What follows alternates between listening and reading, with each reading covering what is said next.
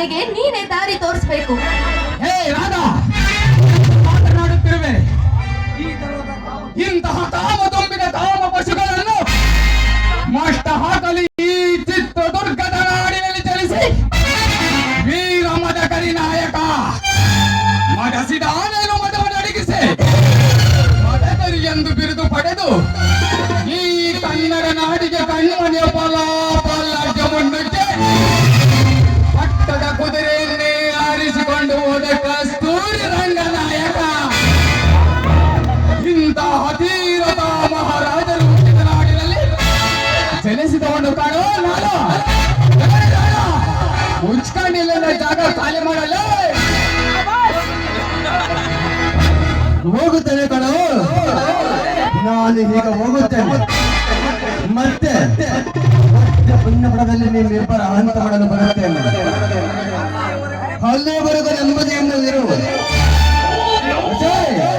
ರಾಜಮಂಡ್ರಿ ಚಿತ್ರಪೇಟ ತಿಲಕ ಮುಂದೊಂದೇ ನೀಕು ಮುಸಲಮ್ಮ పండగ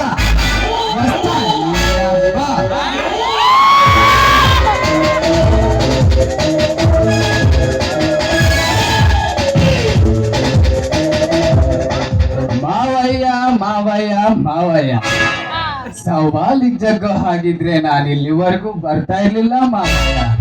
ಮುಚ್ಕೊಂಡು ಹೋಗಲ್ಲ ಬದ್ಮಾಶ್.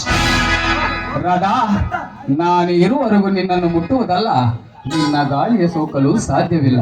ಅದು ಹಾಗಲ್ಲ ರಾಜು, ನೀನು ಸರಿಯಾದ ಸಮಯಕ್ಕೆ ಬಂದ್ರೆ ಒಳ್ಳೇದಾಯ್ತು. ಇಲ್ಲವಾದರೆ ದೀಪವಾಗಿರ್ಬೇಕಾಗಿರೋ ನಾನು ಅಣತೆ ಆಗಿ ಬಿಡುತ್ತಿದ್ದೆ.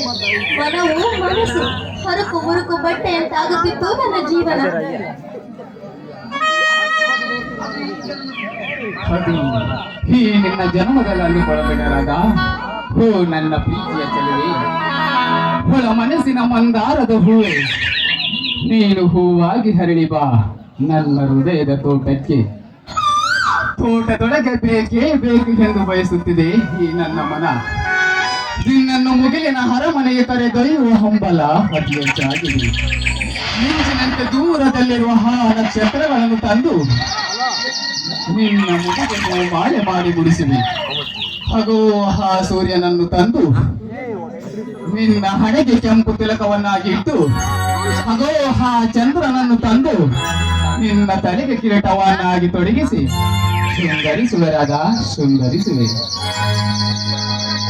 ಕತ್ತಲ ಹಾದೆಗೆ ಹಾಲನ್ನು ಸುರಿಸಿ ಹರಿದು ಉರಿದು ಹಾರಾಡಬೇಕೆನ್ನುವ ಆಸೆ ಆಗುತ್ತಿದೆ. ಕರೆದೊಯ್ಯುವಿಯಾ ನನ್ನ ರಾಜು?